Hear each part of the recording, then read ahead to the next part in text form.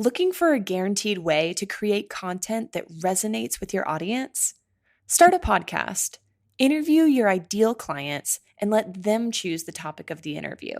Because if your ideal clients care about the topic, there's a good chance the rest of your audience will care about it too. Learn more at sweetfishmedia.com. You're listening to B2B Growth, a daily podcast for B2B leaders. We've interviewed names you've probably heard before, like Gary Vaynerchuk and Simon Sinek, but you've probably never heard from the majority of our guests. That's because the bulk of our interviews aren't with professional speakers and authors. Most of our guests are in the trenches leading sales and marketing teams. They're implementing strategy. They're experimenting with tactics. They're building the fastest growing B2B companies in the world. My name is James Carberry. I'm the founder of Sweetfish Media, a podcast agency for B2B brands, and I'm also one of the co-hosts of this show. When we're not interviewing sales and marketing leaders, you'll hear stories from behind the scenes of our own business. We'll share the ups and downs of our journey as we attempt to take over the world. Just kidding. Well, maybe. Let's get into the show.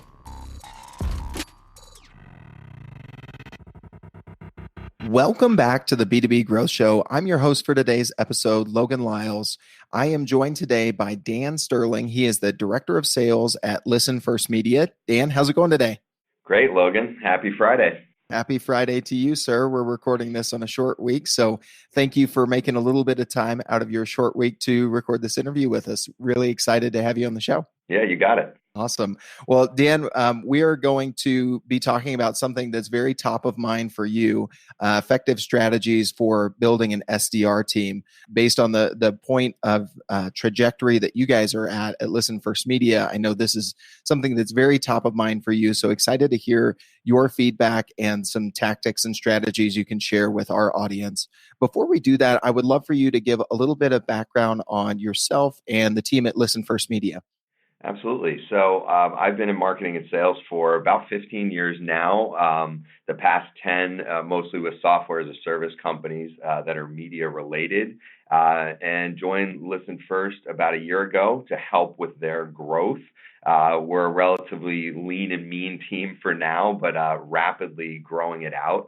So really exciting time here. And that's really, in thinking about how you build a really effective and really different sales development team. I've experienced some of our tactics that we've put in place here that I think have been really good, as well as what I've seen at other companies, different models for how to effectively do that sales development role. So excited to share a little bit about that today with you. Yeah, I'm very excited to hear your perspective. I saw a thread on LinkedIn the other day, just kind of debating back and forth the SDR role. Actually, maybe it was on Twitter.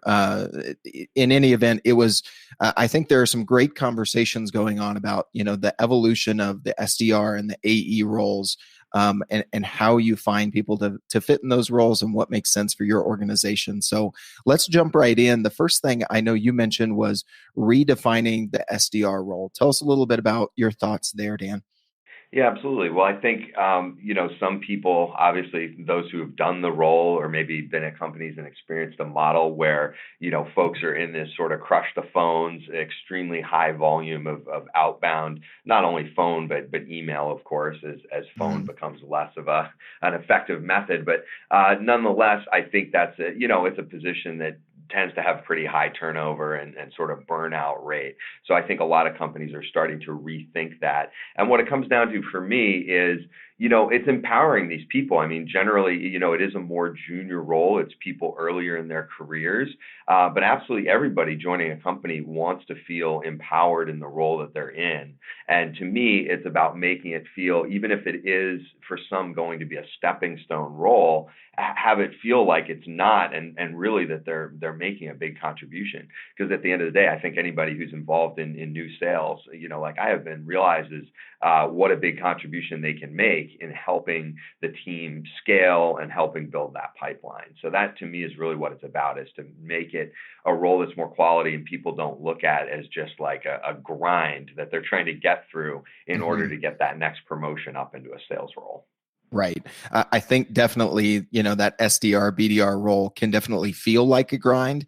If you have an environment that makes it feel even more like a grind and you treat it that way, then it's kind of doubling down on the negative parts of that, right? Exactly.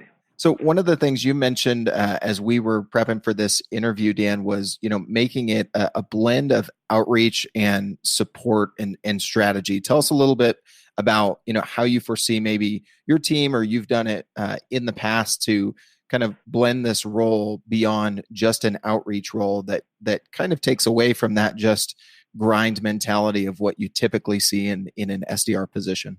Yeah, sure. I think, I'll talk a little bit about how we've implemented it here, and it's really related a lot to what kind of a product we essentially sell and what we offer. So folks listening can think about how that might apply to their own business, depending on the solution they're providing. But in any case, we're a social media analytics and insight firm. So we deal a lot with big data, but we also have a whole team of strategists that helps top brands essentially understand what's working for them as far as their social strategy by looking at the data. And so having that whole strategy group in-house is great, and it's a big part of what our total solution involves. So what we've done with the business development role, the SDR role, if you will, is to not only have them doing the outreach, but again, creating that blend where part of what they're doing is learning how to do the insights with our data and being able to offer that up when we reach out to prospects. So it creates a much better sort of first impression touch when we go out to prospects.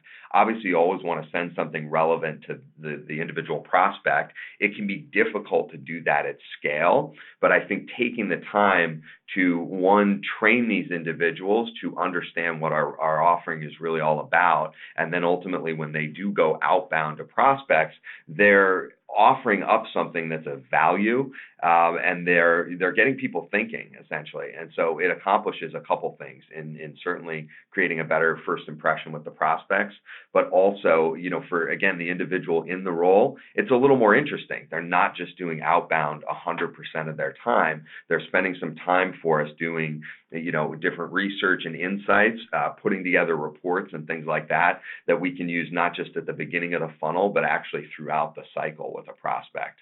So that's what, to me, makes it more of an interesting role. Mm-hmm. I think there's a lot of things there, Dan. I mean, it prepares them for moving maybe into another role, like an account executive role on the sales team. But like you said, it also makes a better first impression. I've received sales calls or been in conversations with someone in an SDR role, and to me, it was very obvious that they really didn't understand, the fit or the potential fit even between their value prop and my potential pain. And it didn't give me a great impression of, the company in general, because they are the first impression, even though, like we said, and I think this was the debate that I was kind of tuning into on Twitter is, well, your SDRs are the first touch point, but it's typically a junior role because it is kind of a grind. So how do you balance those two things? So I think that can definitely come into play there. So I think that segues nicely into the next point I know you wanted to talk about is hiring for this role. Thinking about it in kind of this blended way, what are some of the things that you have your eyes out for and you think other sales leaders should be thinking about as they build an initial or they scale their existing SDR team? Yeah, great question. I think, obviously the interest in sales is important, but I think here to sort of flip the script a little bit, that's sort of the obvious is like, okay, find people who are really motivated and want to get into sales. And that's where I think looking beyond that is important. And we've found a lot of success with sort of out of the box candidates, if you will. And really what we're looking for, again, because of what I described in our doing insights and that, which I think really any company can do, even though we're a data and insights company, if that's not the product that you offer as a company, I think that's okay. Every company can come up with certain interesting content around their industry. So at the end of the day, you want to find people that are analytical and curious. So they may not have to lead all this research themselves, but again, with a little support, whether it's from the marketing department or in our case, I mentioned the client strategy group, that they have some support and the natural inclination to dive in and be curious about the content. I think that's what's really going to help them succeed in the role, so that you don't have to hold their hand through all of it. They can actually be self-sufficient in coming up with some of the insights and ideas, and that can translate into campaigns that they then go out to certain industries with. So I think that analytical background, and then of course you definitely want to touch, on their interest in sales and just obviously their ability to be client facing as well. If you can find the right mix between those communication skills, the curiosity and analytical parts, I think it makes for a good candidate. Mm-hmm. Are there some specific things you guys have done, Dan, to kind of, I don't want to say test, but, look for those indicators of, curiosity and analytical skills in your process as you put out feelers or within the hiring process itself? Yeah, for me, I like to describe the role. I mean, you always want to get candidates excited about a role, obviously. And I think for them, who knows what other interviews they've had and what other things they've heard and experienced with other companies. But, when they interview with me, I want them to be excited about it. And I want to describe it so that they realize it's the type of role I've just described, right? That it's not just, hey, come in and crush the phones. Because, how many people are really going to want that? Where you're like, come in and do 100 dials a day and you're going to burn out in 3 months, and that's never going to work. So to really dive into some of these different things. So then what I'm testing for, to your question, is to see what their thoughts are on that, how they feel about a role like this, and also how they would approach certain situations. And because we hire people that typically have at least a little bit of experience, I'm always looking to see what projects they might have worked on where they were putting together reports or using their company's content or things like that. Again, beyond just the functionality of what typical outbound is like. Beyond that, have they, put together any research before, things like that, their writing skills. Those are all going to be good indicators to me. Mm-hmm. I think that's a great example of kind of, probing for some of those real world examples of where they've applied those skills and shown the curiosity to dig a little bit deeper in past projects or past roles. I think that's fantastic advice there, Dan. The next thing I know you wanted to touch on was this idea of creating the ultimate tag team between the SDR and the sales rep. Tell us a little bit about, what you think the shining example of what that, could be, of what that tag team should look like and what you can do to kind of get there. Sure. Well, certainly, most of what they're going to do is obviously beginning of the funnel, in terms of the outbound. They're obviously trying to, fill up the calendar for all the folks who are doing the business development at the AE level. So that's going to be a big part of their time, certainly. And again, it's finding that balance of how much of their time is spent actually executing on the campaigns, making calls, doing follow-ups, et cetera, to get those meetings booked, and then carving out some time to do those other projects. Again, reports or working with content that can help with the at the beginning of the funnel, but throughout. So to me, one thing that I've seen really work here was using them at the beginning, certainly a lot, but then even once a call was booked, that's where taking sort of the tag team approach. Let's say I'm then taking over the opportunity. My SDRs booked a call for me. I have that first call, and then I'm sort of running with it from there, is pretty typical. Instead, what we do is to actually re-engage the SDR at certain points as needed. So for instance, I might have a call and then a demo with a client, but I know that the next thing to do a few days later would be to send them some great content. Sometimes it's nice to switch up the voices there. So that would be a chance to maybe have the SDR do the third touch, right? And then I jump back in for the fourth touch, so that we're sort of teaming up to move the client through the funnel. And I'm coming at it as the AE, let's say, I'm coming at it more from the sales cycle perspective. The SDR re-engages from more of the insights, like, hey, we just published this great content we thought would be helpful to you. So obviously either person can do parts of that, but it's nice to have that sort of tag team approach. Yeah, I love that. The little bit of a wrinkle there. I think that it It depends obviously on your product. It depends on, your deal size and volume, but any recommendations for other sales leaders on what you've seen successful as far as ratio of SDRs to AEs, at least in your experience, Dan? Sure. I mean, and this may not apply to everybody. I mean, the model we're in, we're a pretty enterprise level sale. Mhm. And so we certainly don't do the large volume where it's going to demand a much higher level of automation, lower level of personalization, all that. So Mhm. for our particular sale, we've actually found that a 1-to-1 ratio can be really helpful because that Mhm. relationship can be developed. We're doing targeting into certain verticals, et cetera. So that to me is great because you can really create that relationship, get into the groove with each other, and really form that sort of team.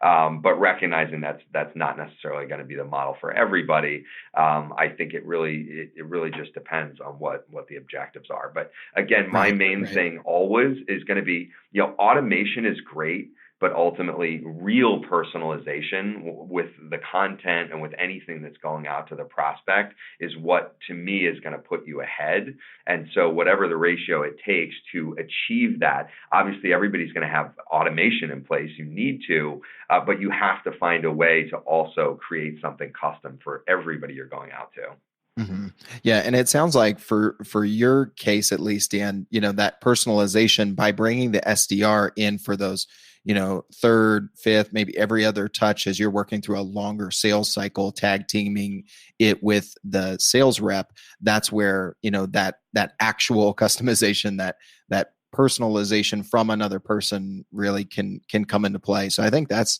great advice there. Obviously, depending on, like we said, your volume and your deal size can determine if that's the right strategy for you. But I think that's great advice for folks that are kind of in a similar roadmap as far as their sales methodology. Yep. The last thing I know you wanted to touch on as well, Dan, was thinking about the career trajectory and the advancement opportunities for the SDR and those individuals that you're bringing onto this team. So you touched on it a little bit. I love what you said about, peeling back the curtain and giving them a sense of what the role's going to be.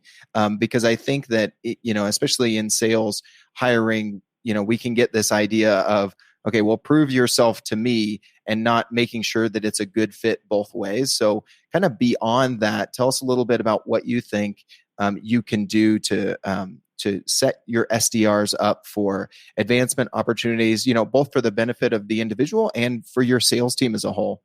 Yeah, absolutely. It's a great point to bring up. And I actually just read an article this week, and there was a top workforce strategist who's a professor at NYU, and she talked about, and this was really geared towards the candidates, the critical question to be asking of the hiring managers is about professional development. And a lot of times it's something that candidates don't really ask. And likewise, in thinking from the perspective of a hiring manager, the hiring managers need to think about that as well and be ready for candidates to ask that question. So I think it is really important. And this is a role, certainly, especially for sales teams that are scaling rapidly, where they can be like, well, let's just hire a ton of people and see what works out. And that approach, it's not always going to be the best, obviously. And you do want to consider, to your point, that it's a good fit both ways. That's ultimately going to lead to, very high employee retention, and our company has traditionally had that. So it's certainly something we're looking to build upon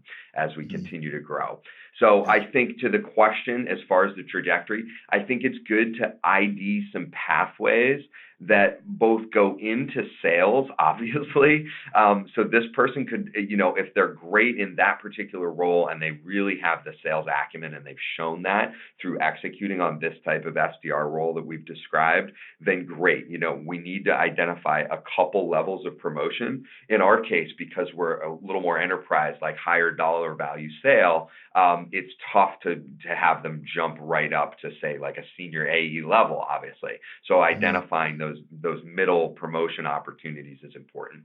But then I think equally as important is thinking about where that person might be able to go after this role if it isn't sales, right? And so for us, that could be joining the client strategy team. It could be like a customer success manager, right? A lot of companies have that sort of CSM model, or maybe roles that really aren't even client facing. But I think taking some time to figure that out is helpful, because I think from what I've described, while some companies might have SDRs in seat for as little as 6 months in that, I think this is a role that if you create it with a level of quality, people could be in the role happily for a year or two. And then obviously you've then groomed them to be very successful in the company, hopefully in another role. Mm-hmm.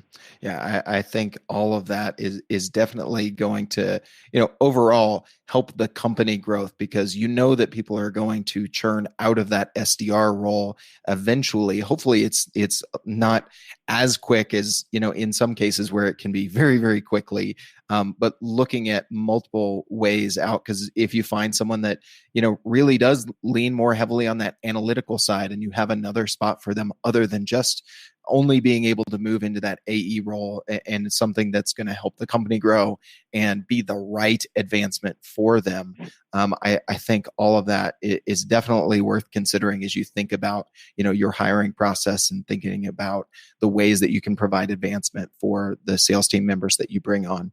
Well, Dan, this has been a phenomenal conversation. I think a lot of sales leaders are going to get some value out of this, and folks just building a team in general. I think you've touched on some great things. If anybody listening to this would like to follow up with you or ask any follow-up questions or just stay connected with you, Dan, what's the best way for them to go about doing that? Sure. Well, they can find me certainly on LinkedIn, Dan Sterling, and I'm at ListenFirst.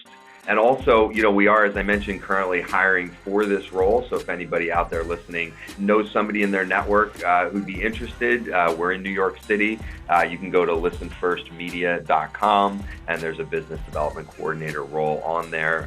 So certainly candidate referrals are welcome. So awesome. Well, best of luck continuing to grow the team, Dan, and thanks so much for coming on the show today. Yeah, appreciate it, Logan. Thank you. Becoming a thought leader doesn't just happen. If you want to build a strong personal brand and extend your reach online and offline, you need a plan. Want help developing yours? Check out Impact Summit. This one-day event is bringing together best-selling authors, professional athletes, influential CEOs, and emerging entrepreneurs, all for one purpose: to equip you to lead, influence, and inspire. Whether you're looking to build a lasting legacy with your business or extend the reach of your brand, Impact Summit speakers will share inspiring stories and practical lessons to help you on your way. Did we mention a session on launching and growing a podcast? You guessed it, you'll hear from Sweetfish Media's own James Carberry during that session. You won't want to miss all of these influencers and leaders coming together in Salt Lake City on October 13th. Ready to learn more? Check out influencerinc.co/Impact Summit. B2B Growth listeners can get 15% off the price of their tickets for this event by using the promo code SWEETFISH, SWEETFISH. So use that code, get your tickets today, and get ready to grow your brand and your influence at Impact Summit 2018.